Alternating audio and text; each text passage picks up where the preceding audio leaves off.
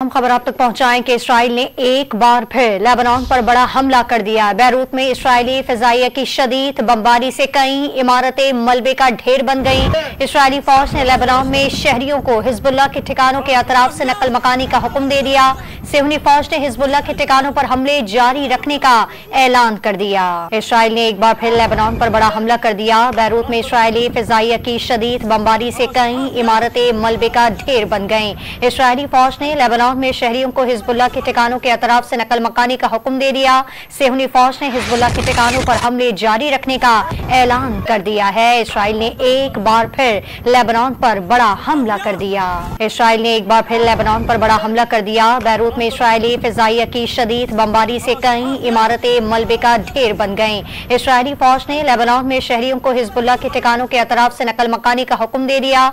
सिहनी फौज ने हिजबुल्लाह के ठिकानों पर हमले जारी रखने का ऐलान कर दिया है। इसराइल ने एक बार फिर लेबनान पर बड़ा हमला कर दिया।